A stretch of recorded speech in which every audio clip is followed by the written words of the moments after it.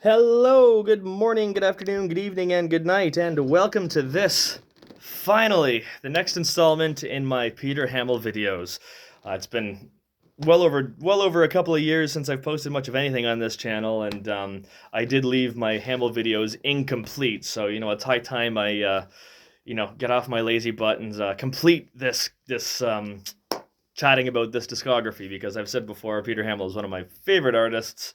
A gun to my head, if I had to pick a favorite songwriter, I'd probably go with Peter Hammill. So I have to make sure I can complete this playlist, so my channel will have a full chat on the albums of Peter Hammill. So obviously the last video that I did, we were talking about the K group, so that brings us to the mid 80s, and I'll be trying to talk about Skin and Close as This, both from 1986, and both very different albums. So a little bit of context. Obviously, the K Group is no more. I think they played their last shows in 1984, just a handful of shows. But similarly to Van der Graaf in the late 70s, the K Group is no longer a financially viable unit, so they weren't able to carry on. And I think one thing that's kind of notable about Skin, this album from early '86, is probably one of the rare times where Hammill is in. He's thinking he's almost thinking in terms of commerciality. He's not. He's obviously not a commercial-minded artist by any means, but obviously with the K Group, kind of falling apart. He had to think in those terms to be able to move forward and continue to make brilliant albums for us to listen to and enjoy. There's a bit of a gap. So Patience comes out in '83, and this doesn't come out till '86. There is a compilation that comes out, I think it's '84, called The Love Songs, which he re-recorded, a collection of love songs and put that out. So again, that's kind of a commercial thing to do, really.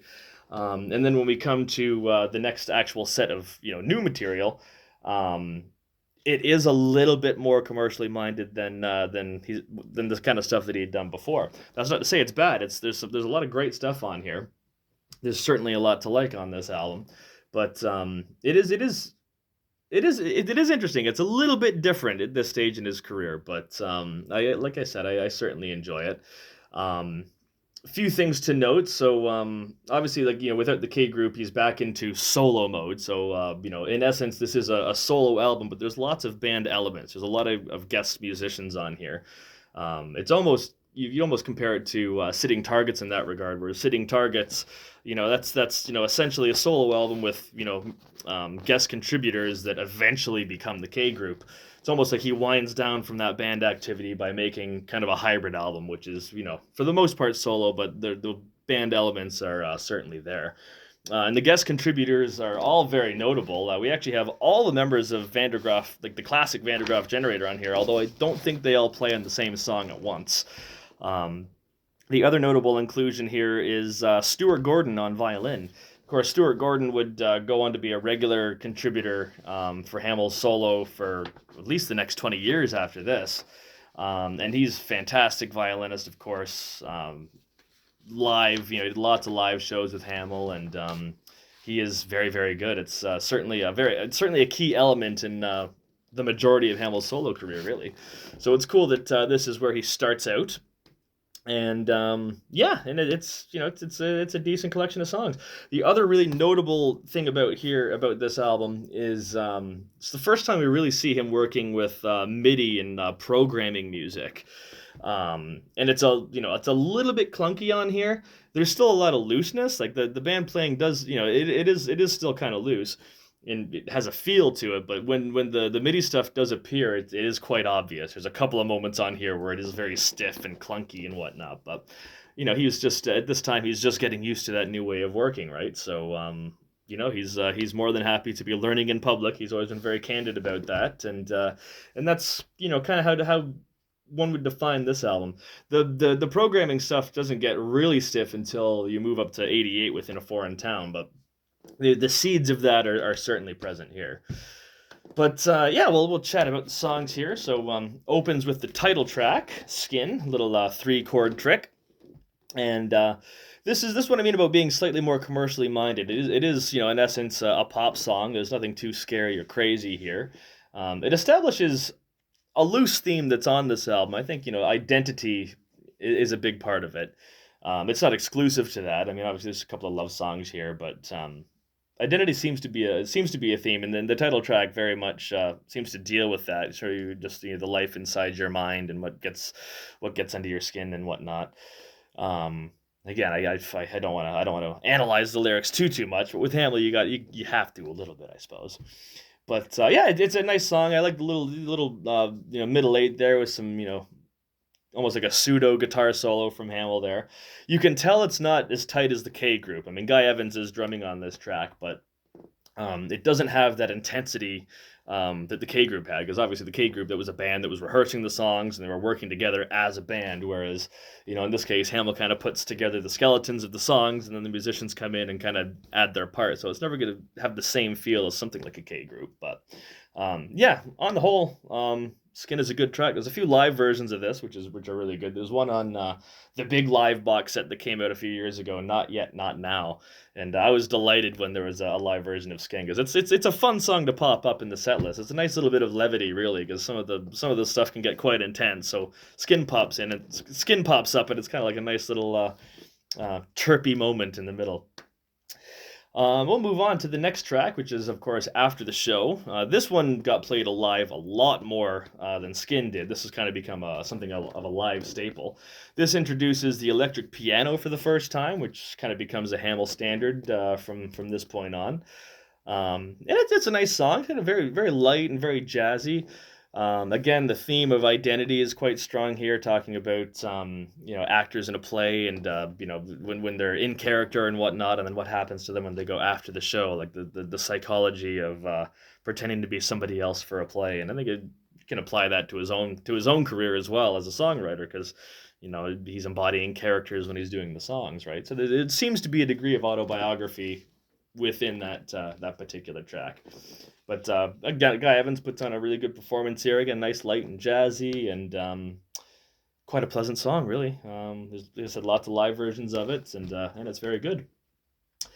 Moving on, the third track is Painting by Numbers. This one, this is where you really hear the MIDI, the programmed MIDI stuff kind of really comes to the fore. And the lyrically, with the lyrics and the music, it has to be deliberately ironic because it is so mechanical. Like that, those horn patches are so. And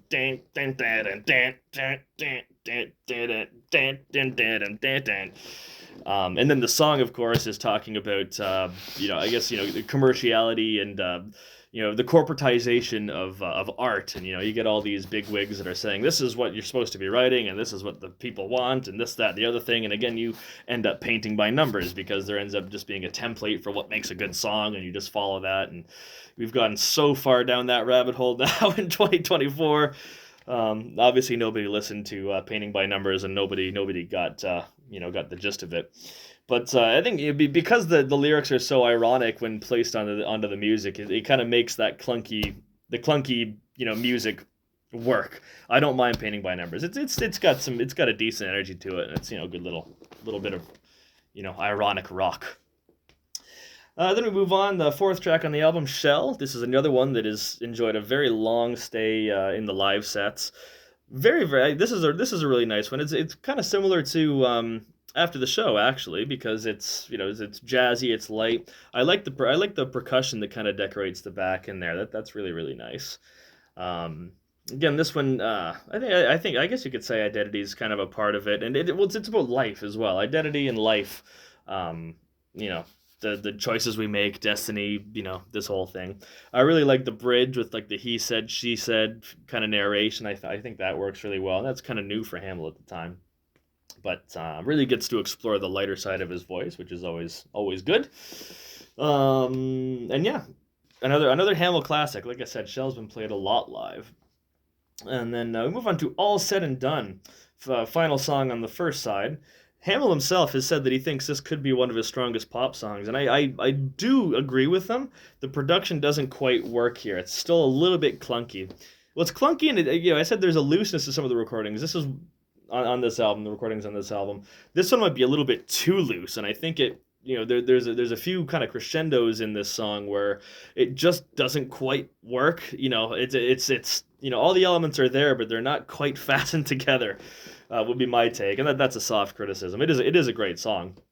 Pretty typical, lost love song. There's lots of those in the Hamill canon, but it is a really good song that does suffer. The production does suffer a little bit, and I don't think I'm not sure if he played this one live at the time or what, but it's one that I think could benefit from a few alternate versions, just so we could kind of flesh out, the power in some of those bits. But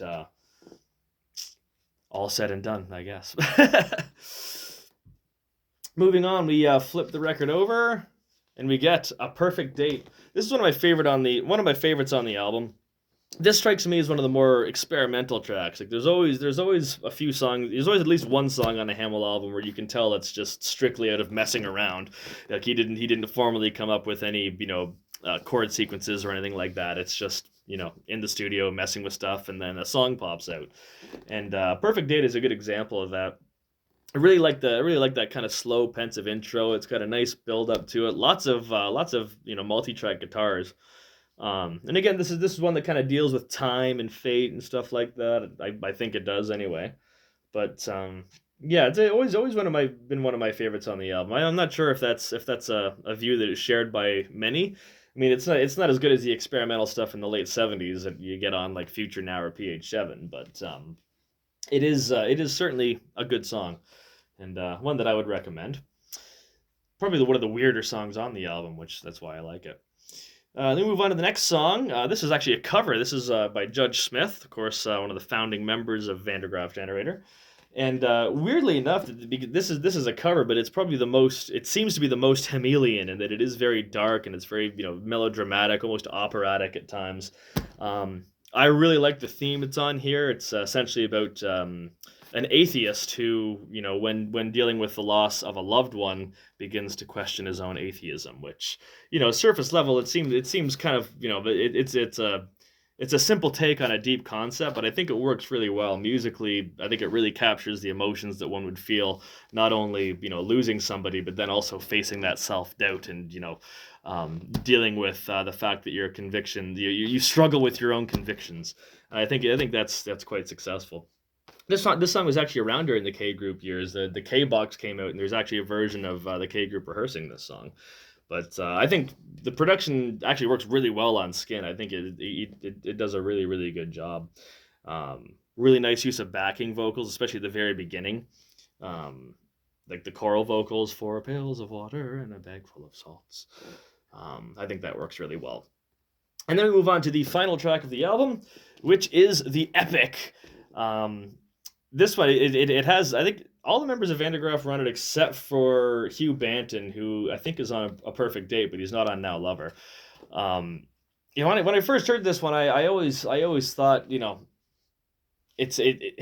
don't really think it's much of a Vandergraaf song. It's easy to compare it structurally. I mean, you could say it's got a similar structure to something like Childlike Faith and Childhood's End, Sleepwalkers, or even like A Louse Is Not at Home.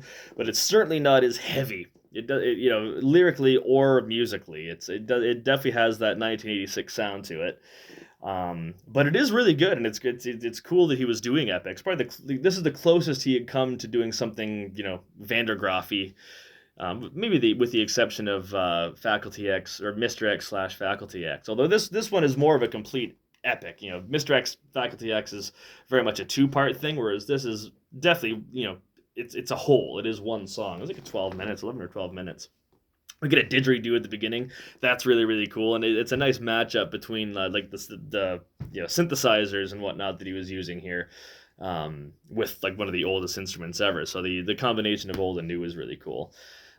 Lyrically, I think the biggest struggle actually with this song is, and I'm not one to go to criticize his lyrics too much, but it feels a little bit professory at times. He's covered so many topics, regarding, space and time. Well, this is one where it's sex and time.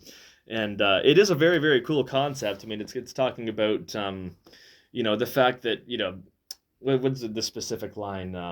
In the moments between sensation at the nerve ends, an arrival of information at the cortex. So it's talking about there actually is a fraction of time between when the moment of touch happens and the moment that the signal is received in the brain, which is a really cool concept. But and I think I'm not trying to be critical. I think he does do a really good job of conveying that concept, which is a very cool concept. But it, it does seem a little bit heavy-handed, I think. It's a song about sex, but it's not a sexy song. It's still very much a professory song. It's not like La Raza or something like that. But it is really cool. I'm a big fan of like the middle section where it kind of winds down, and like if we were always here and now, I think that works really, really well.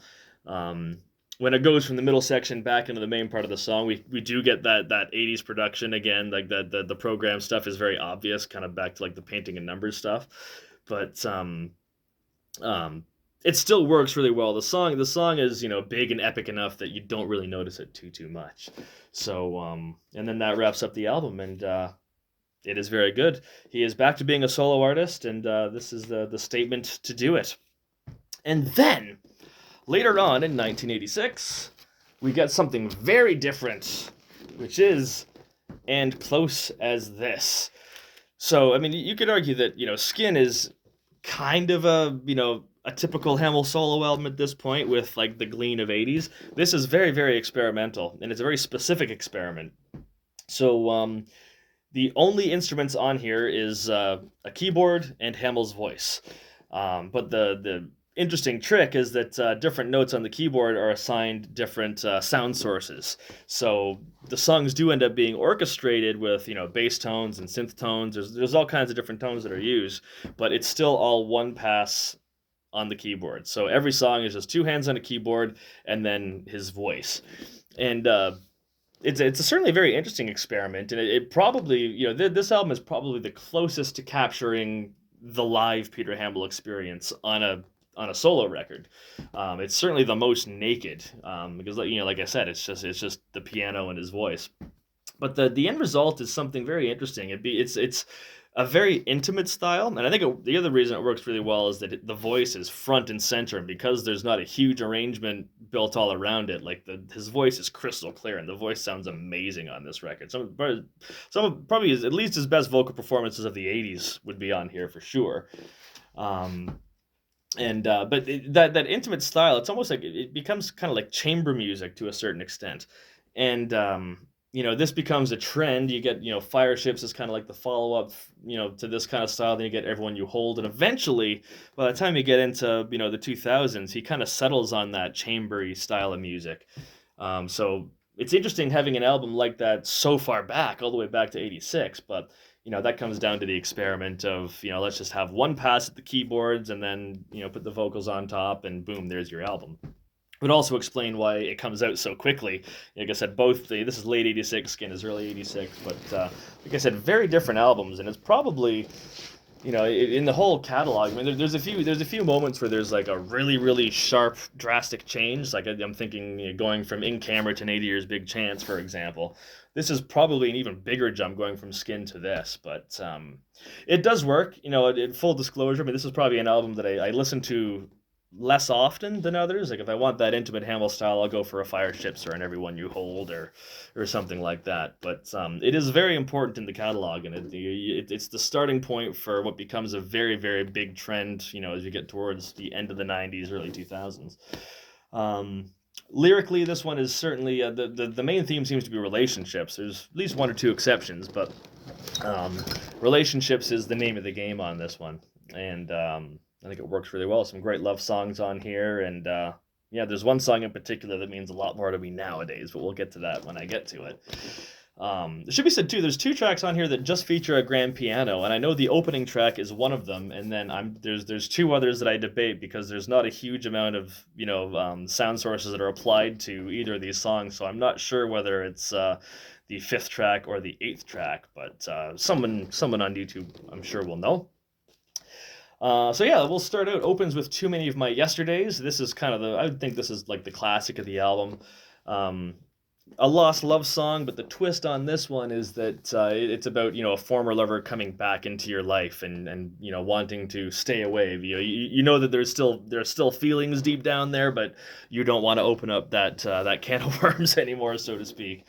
But it is a dramatic piece. This is one that is definitely on just a grand piano, and it is the classic of the album. I'm definitely a big fan of Too Many of My Yesterdays. I really like it. Then we move on to track two, Faith.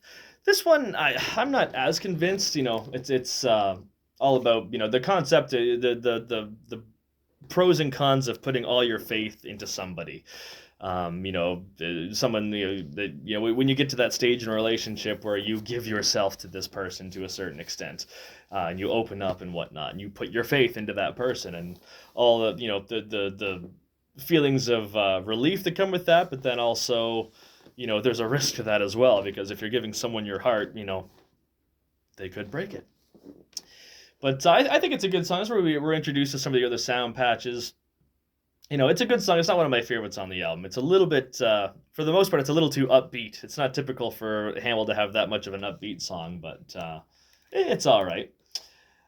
We move on to Empire of the Light, the third track on the album. This is interesting. It's got a co-writing credit to Keith Emerson. There's a clip on YouTube where somebody is interviewing Emerson, and they ask him about this track, and he doesn't really seem to remember writing it or what happened there. I'm curious to know when Hamill and Emerson were like in touch with each other, or what the story was behind there, because obviously Hamill's writing the lyrics, and Emerson would have put the chord sequence together.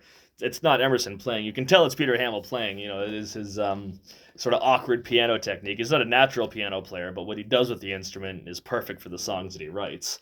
And you can kind of hear that with those like flourishes. It's not as smooth as Keith Emerson would play it, but it is good, and it's typically Hamillian.